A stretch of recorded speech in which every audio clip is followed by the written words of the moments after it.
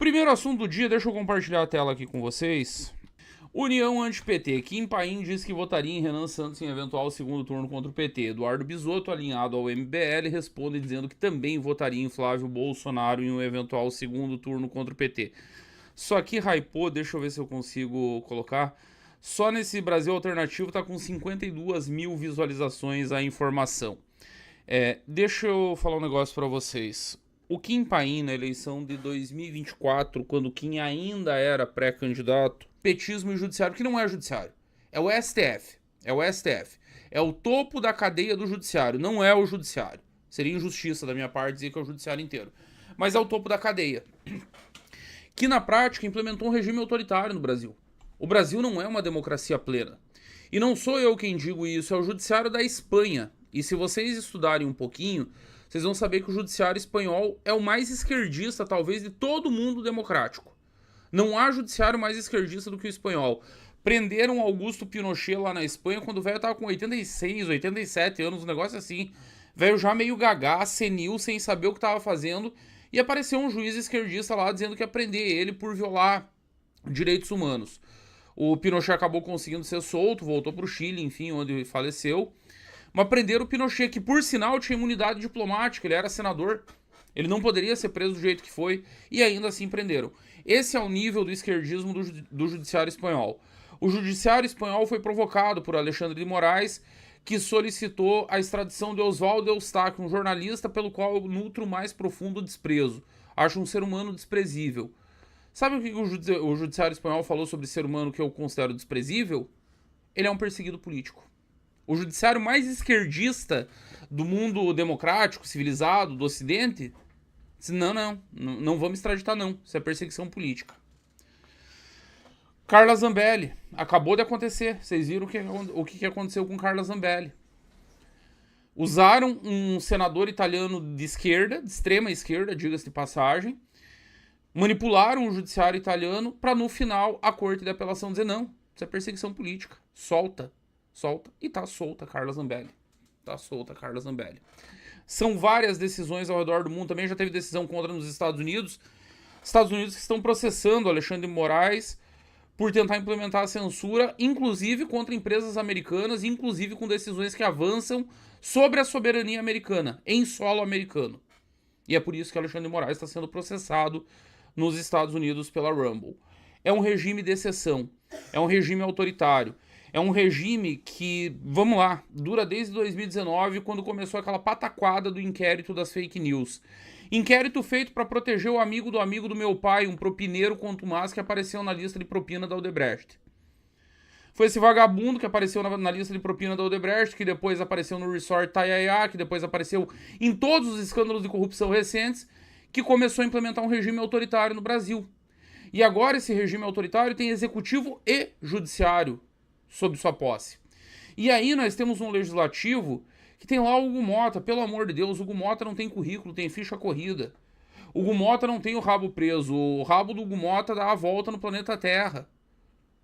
Quando o moleque pensa em respirar, chamam ele pra uma janta com o Gilmar, com o Alexandre, com o Dino, e ele só falta sair rastejando. Davi Alcolumbre, misericórdia. É um milagre o que aconteceu com o Jorge Messias. Um milagre que só foi possível porque o próprio consórcio estava rachado. Porque o Messias não contava com o apoio de Alexandre de Moraes. Não contava com o apoio de Jacques Wagner. Não contava com o apoio de figuras-chave do regime. Mas é um regime autoritário. E diante de um regime autoritário, não há outra atitude decente no segundo turno, não há, que não seja de lutar contra esse regime. O meu voto foi pragmático em 2022.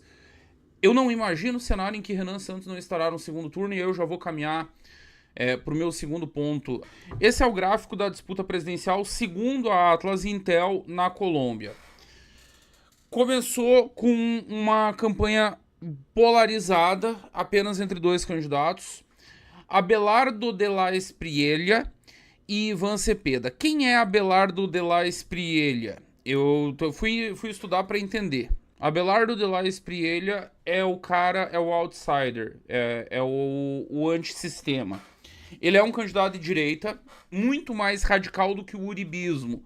O uribismo que por muito tempo a esquerda tratou como o suprassumo da extrema-direita na América Latina, o Abelardo de la Espriella é um cara ainda mais à direita do que o uribismo.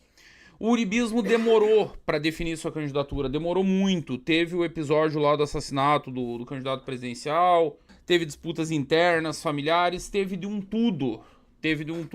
E aí o Abelardo de la Espriella aproveitou essa guerra interna no uribismo para saber quem seria o candidato e ocupou esse vácuo no início da corrida eleitoral.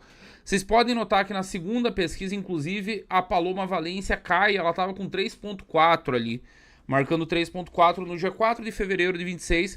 Isso era um momento que estava ainda a indefinição no uribismo de quem seria o candidato. Depois a Paloma vai para 3.7, o Sérgio Fajardo vai desaparecendo. No dia 12 de março, a Paloma dá um salto para 16.8. Aqui é o momento em que o eleitor começa a entender que a Paloma era a candidata do uribismo. Aqui em março, no dia 12 de março de 26, o eleitor começa a entender isso e a Paloma dá esse salto de 3.7 para 16.8. Em abril, ela chega ao seu melhor momento, 22.9. Na prática, praticamente um empate aqui entre a Paloma e o Abelardo de la Espriella, ela 22.9 e o Abelardo de la Espriella 27.2. O que aconteceu depois disso aqui? Por que diabos alguém que vinha numa curva tão acentuada para cima, que é o caso da Paloma Valencia, com o apoio de um ex-presidente, Álvaro Uribe Vélez, ela desmonta, a candidatura dela simplesmente derrete? Bom, a Paloma tentou aplicar um discurso de moderação, um discurso de diálogo com o centro, um discurso de ampliação de arco de alianças. O ponto alto disso foi quando ela foi tentar ampliar a base. Ela marcou um café com o tal do Sérgio Fajardo, esse que aparece em roxo ali no gráfico. O café foi um fiasco. Não houve acordo, é um negócio surreal, não dá nem para acreditar que uma candidatura presidencial viável, que vinha crescendo,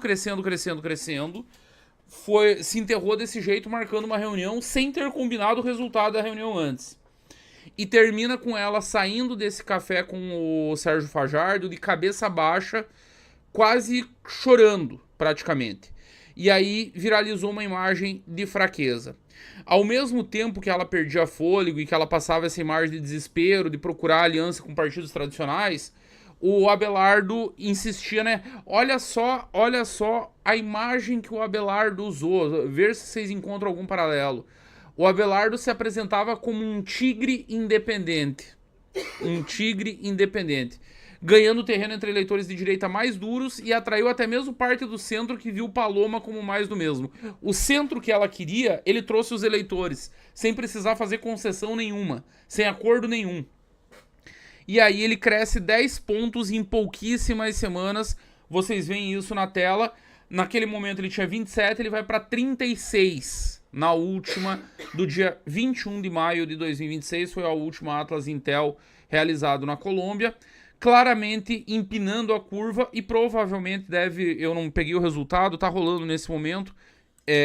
A minha conclusão é simples, nós vivemos um cenário muito parecido no Brasil. O Flávio tenta seguir numa candidatura cujo principal expoente é o Valdemar da Costa Neto, que não consegue dar uma entrevista sem implodir ele. Há uma guerra interna explosiva em curso dentro da direita. Hoje foi a vez de Tarcísio Gomes de Freitas, que andava calado, que parecia ter assentido, que parecia ter se integrado à campanha de Flávio Bolsonaro. Hoje o Tarcísio dá uma entrevista e diz que o Flávio deve muitas explicações. O fato é o seguinte, o Flávio teve com Donald Trump. Eu já avisava semana passada que essa conversa provavelmente ou garantiria o Flávio na disputa ou enterraria a candidatura dele. Por tudo que saiu, e não apenas do Flávio lá, não apenas da coletiva triunfante depois do encontro, que foi uma coletiva triunfante, um show de profissionalismo a propósito, diga-se, especialmente do Paulo Figueiredo, mostrou uma condução muito profissional do evento. O Flávio mostrou uma maturidade imensa, respondeu todo mundo, perguntas abertas, correspondentes internacionais, todo mundo podendo perguntar à vontade, ao contrário do que foi a entrevista do Lula, conduzida de modo sofrível, para dizer o mínimo, depois do encontro com Donald Trump. Uma coletiva em que o Lula fez um discurso raivoso, um discurso em defesa do PCC e do Comando Vermelho, o Flávio sai de lá com um ótimo resultado, e aí a repercussão no Brasil deixa claro, a candidatura do Flávio está consolidada. Tarcísio parece ter escolhido o pior momento possível para tentar dar piti, para tentar alimentar o desgaste em relação ao Flávio Bolsonaro. Flávio vai até o fim, e isso significa que o plano C de Caiado, com Caiado na cabeça e Michele na vice, já foi para o espaço também. Quando o Flávio postou a foto do encontro com Donald Trump no seu Instagram, imediatamente Nicolas Ferreira repostou na hora. O que isso mostra? O Nicolas entendeu o recado. O Nicolas entendeu que não vai ter plano B, não vai ter plano C, não vai ter substituição de candidatura. Outros grandes influencers que estavam capengando, o exemplo mais notório é o Rodrigo Cocô Instantâneo. O Rodrigo Cocô Instantâneo voltou a rastejar hoje. Voltou a pedir biscoito, voltou a dizer que, nossa, como o Flávio é maravilhoso, como o Paulo Figueiredo é inteligente. Mais um pouco ele ia dizer que o Eduardo também tem um pintão, que não é o Bananinha. É um pausudo. Só faltou isso, porque o resto o Rodrigo fez. E no final ainda chama isso de independência. Eu vejo cada coisa que até Deus duvida. Então, o Flávio vai até o fim. Eu acho o cenário muito parecido com o da Colômbia, com o Renan Santos no papel de Abelardo de Espinhelha. Tem algumas diferenças fundamentais, por óbvio. A Colômbia é um país muito menor do que o Brasil. O Brasil é um continente. Fazer campanha no Brasil é fazer campanha num continente. O Renan precisa superar a barreira do desconhecimento, que ele tá fazendo no braço, que ele tá fazendo por terra, que ele vai fazer andando de motorhome, de carro, de tudo quanto é diabo, mas indo nos lugares, falando com as pessoas, se tornando conhecido, dando entrevistas para veículos locais, fazendo eventos cada vez mais lotados. Os eventos de boteco parecem estar chegando ao fim. Daqui pra frente acho que vai ser só auditório grande. Porque o interesse, o hype que vai se gerando em torno da candidatura é cada vez maior. Por isso que o ritmo de crescimento não vai ser o do Abelardo de Espinhelha. E aí eu vou pro nosso último assunto aqui. Já são 22 horas e 30 minutos. Eu vou pro nosso último ponto aqui. O que eu espero pra Atlas Intel do dia 28? Faltam menos de 48 horas, patriotas. Aguardem. Eu espero o Renan na casa dos 7,5. Eu falei isso ontem no News. Eu tenho um cálculo de ritmo de crescimento, e o ritmo de crescimento não vai se manter, por óbvio, com o hype que estava na crise do Flávio. Não fizemos nenhum voto do Flávio, mas aquele hype serviu para que os independentes conhecessem mais Renan Santos. Então não mantém aquele ritmo, mas eu estou esperando um 7,5 legal na Atlas. Ato contínuo, vou cantar uma pedra para vocês. A partir do começo do mês que vem, vários institutos começarão a ajustar. E aí pode colocar Nexus, pode colocar Futura, pode colocar Quest. Todo mundo vai correr atrás da Atlas. E a desculpa vai ser muito simples. Quando Caiado e Zema anunciarem a retirada, e provavelmente assim que o meu amigo Flávio voltar de Washington, eles vão anunciar a retirada, a desculpa, não, mas é que os eleitores do Zema e do Caiado migraram pro Renan. Ele não tinha. É mentira, tá? É mentira. O Renan já tá na casa, já tá no que a Atlas diz que ele tá. Trackings de outros institutos já pegaram isso. Não é só o tracking da Atlas que tá pegando. Aliás, o tracking da Atlas já pegou mais do que isso. Trackings de outros institutos, trackings internos do PT, do PL, já pegaram o Renan perto de 10. A gente sabe que é soluço estatístico, que é dia muito específico, que é hora, que é um evento que aconteceu, mas já pegou perto de 10. Então não vai ser esse o motivo, mas eles vão ajustar. E a exposição midiática vai se tornar cada vez maior, a expressão vai ser cada vez maior.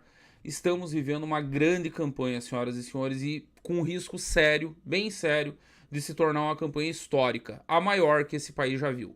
Não parem, não retrocedam, só continuem. Cada um faz o seu, cada um põe uma plaquinha onde pode, um adesivo onde pode, distribui um panfleto, faz uma cartinha, marca um amigo, faz alguma coisa, manda dinheiro pra mim pra eu não morrer de fome. Vamos pra cima que o futuro é glorioso. O cenário não poderia ser melhor.